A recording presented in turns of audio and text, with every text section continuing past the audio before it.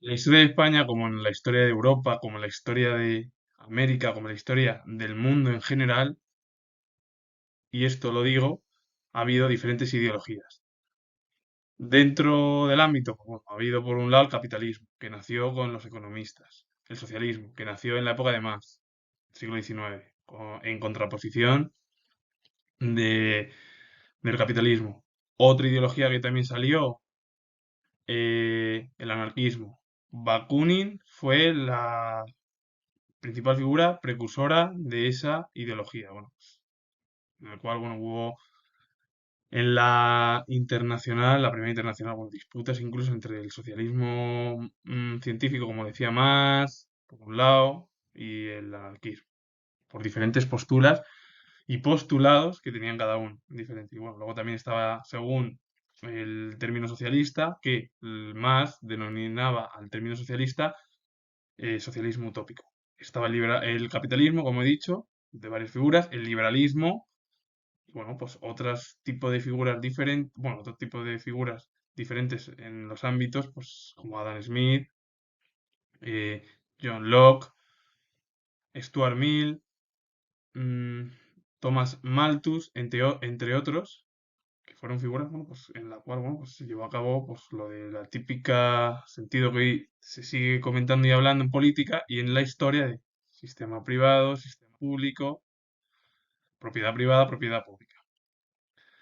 Vale, pues en España ha habido tres organizaciones, como la CNT, UGT y Comisiones Obreras, que su ideología, bueno, está cercana pues a el marxismo y el anarquismo.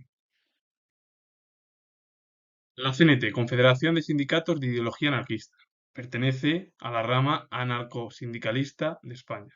Se fundó esta organización en 1910. UGT, Organización Sindical Obrera Española, se fundó en el Congreso Obrero de Barcelona en 1888, comparte origen histórico con el PSOE, evolucionando desde esa ideología marxista que tuvo además el PSOE cuando se fundó en 1879 hacia una orientación socialdemócrata. Es decir, que el PSOE en sí, a lo largo de la historia, cambió del marxismo al término socialdemocracia. Comisiones Obreras, Confederación Sindical Española organizada en sus orígenes por activistas comunistas y de otras entidades políticas, vinculada en su fundación al Partido Comunista de España y en Cataluña al Partido Socialista Unificado de Cataluña, aunque independiente de cualquier partido político. Es verdad que sí que está dentro de la rama, pero bueno, es independiente esta organización. Pero bueno, yo lo digo así entre comillas, independiente.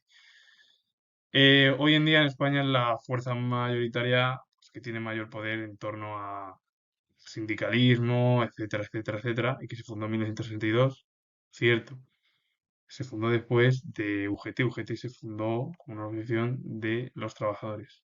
La Comisiones Obreras también, bueno, se fundó durante los últimos, bueno, más o menos durante los últimos años no, sino durante el franquismo, en el año 62.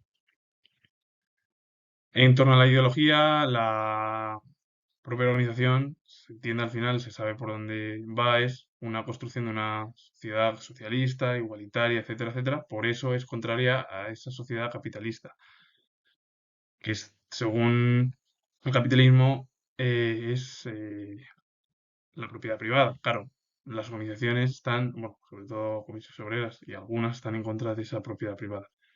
Que es al final la disputa que surge en la historia, porque dentro de la historia, porque es así más o menos.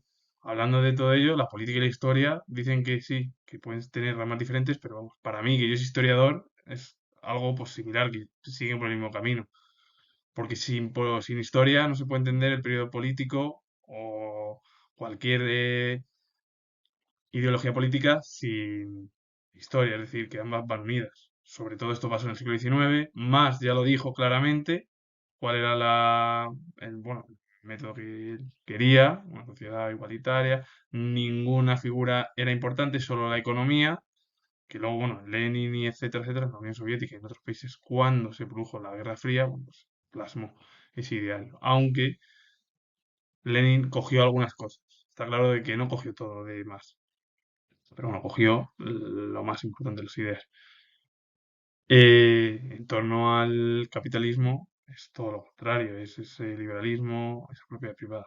Esa disputa, bueno, que surgió hasta hace poco, es decir, recientemente en la historia es desde el año 45 hasta el 91. Y con ello finalizo. Comentar que tengo el grado de historia y si os ha gustado el vídeo, darle a like, suscribiros y comentar. Saludos. Adiós.